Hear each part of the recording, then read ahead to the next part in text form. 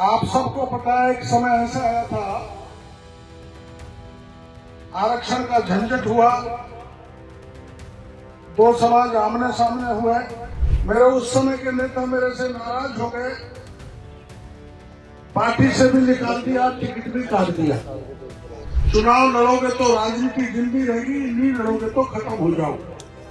जब मेरे को पार्टी से निकाल दिया था, मैं खुद पार्टी छोड़कर नहीं आया था और दौसा की जनता ने आशीर्वाद दिया, और आशीर्वाद ऐसा दिया कि बीजेपी कांग्रेस दोनों प्रत्याशियों की जमानत जब्त हो गई और मेरे को 1,48,000 मतों से जिता के लोकसभा में भेज दिया। हमारी सरकार है,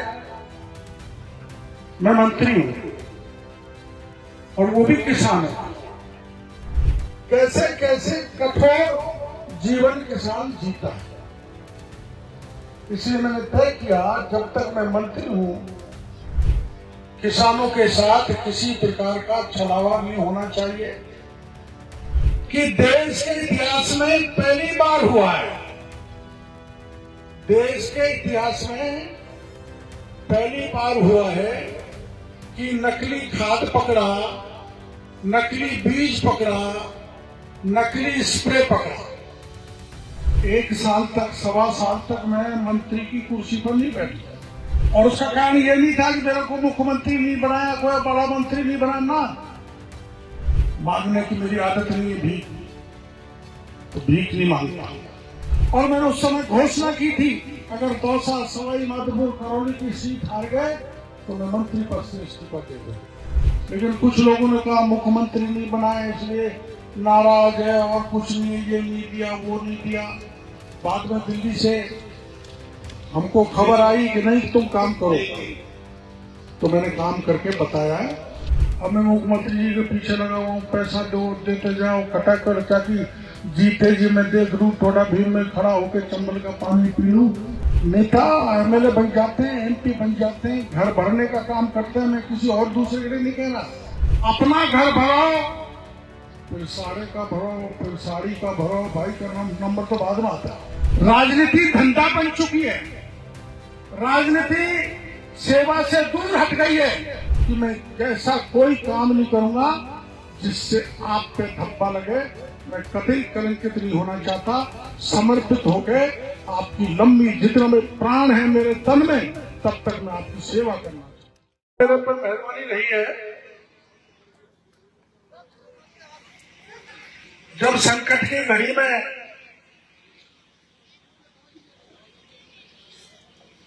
इस इलाके में आया था,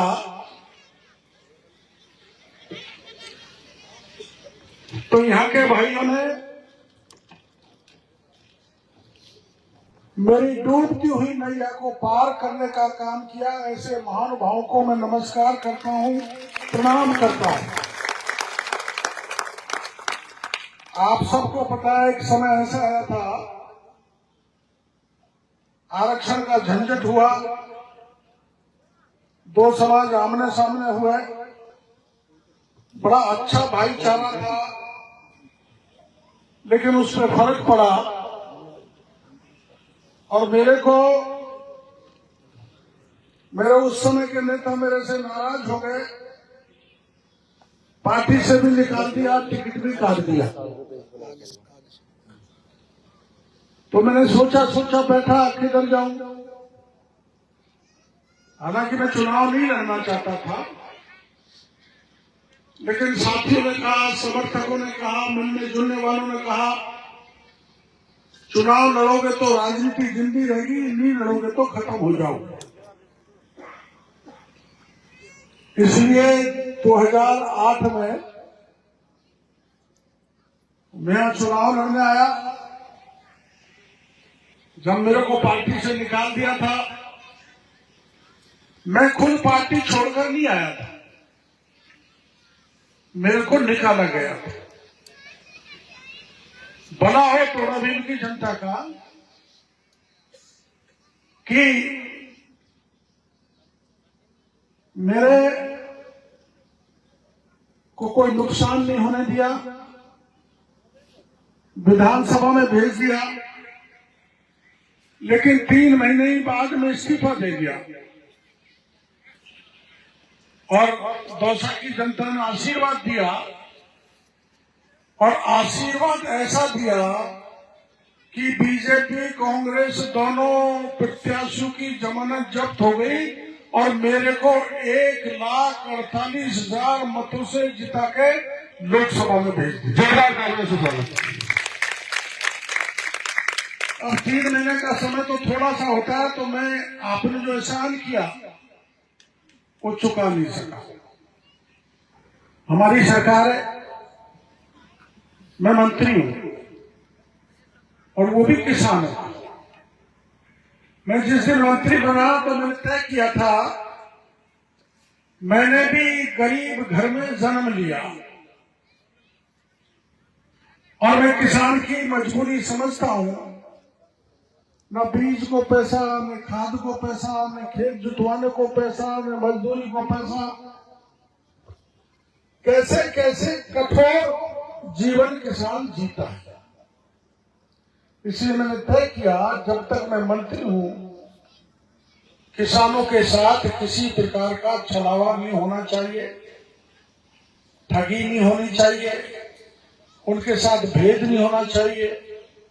इसलिए आपके बीच यहां पर कह रहा हूं कि देश के इतिहास में पहली बार हुआ है, देश के इतिहास में पहली बार हुआ है कि नकली खाद पकड़ा, नकली बीज पकड़ा, नकली स्प्रे पकड़ा।